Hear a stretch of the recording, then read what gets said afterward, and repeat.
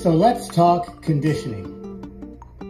So the question that was asked me was, if I want to start doing the kind of Zone 2 bike conditioning that you do, what's a good starting place? Where would I begin my conditioning journey? Well, there's a couple of different ways to look at this, but the simplest way is to kind of reverse engineer where we start from where we want to be. Where we want to be is we want to be at the upper limit of our talk test for the entire duration of the bike session. So to rehash, what the talk test is the hardest you can sustainably work and still have a conversation, but the person you're talking to can tell that you're exercising. What that translates to is it's about as good a proxy, and this is according to the lead researchers, it's about as good as a proxy that you can get to 2 millimoles of blood lactate, or what that means to you is the inflection point where you're utilizing as much fat as fuel as you can before the energy demands get too rigorous and you have to switch into glycolysis. You have to use carbohydrates for fuel. So that Zone 2 level, right? What is that for you? What I would do to determine what that translates to on, say, like a Precor or a Life Fitness bike is I would start at level 0, so no intensity, right? Then I would pedal at around between 90 and 100 RPMs. Let's call it 100 RPMs, just for simple math. So you're pedaling at 100 RPMs. At 0 level, that should be pretty easy even for an untrained person. So increase the level.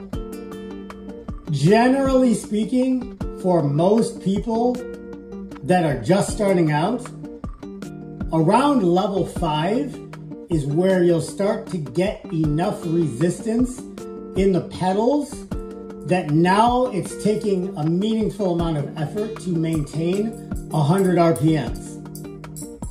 Check your breathing, try to hold a conversation with the guy at the desk, make a phone call, sing whatever you're listening to on your iPad or whatever.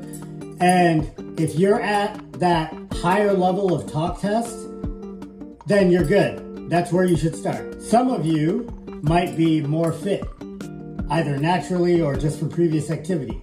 So again, continue to increase the intensity so that your RPMs stay, roughly above 90, but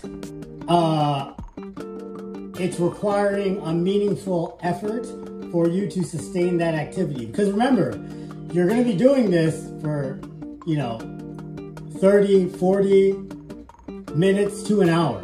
You're going to be doing this for a meaningful period of time. So don't over-egg the cake and try to be a hero and jump like say you're on the Precor bike, right? I do the Precor bike at level 10 for 52 minutes to an hour. And that right there is at 300 something watts for my Zone 2 on level 10. So the level increase on some of these bike models is not incremental. I don't know if it's exponential, but it's certainly more than just adding 1, if that makes sense. The Life Fitness and Matrix brand of bikes follow a similar rule, just they offer less resistance than the Precor model.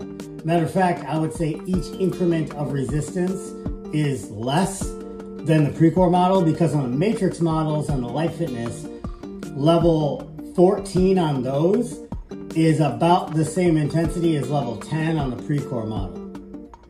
That's at least my experience over the past 2 years of doing this kind of training every day. So with that, I would probably still start at 5 on the light fitness model, but be a little bit more liberal with your level increases. So you might start at, 5 to 7 on the pre-core. On the light fitness, you might start at 7 to 10, something like that.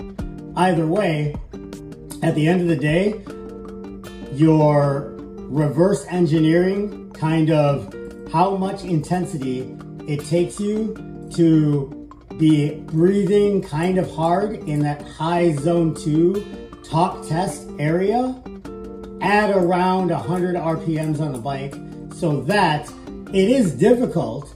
It's not going to be comfortable until you get used to it, until you get inured to the kind of sustained low-level discomfort. But at the same time, that right there is the sweet spot that's going to get you the training effect that best characterizes true Zone 2 training. One real quick caveat to the intensity level as well. Seat height.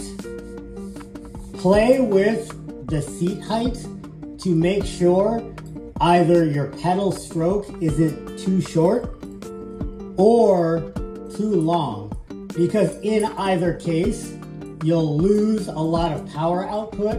Your pedaling will be much less efficient, and so you'll work harder than you have to. And you might think, well, isn't that the point, to work hard? It is, but the thing is it's kind of like doing partial reps or cheat reps.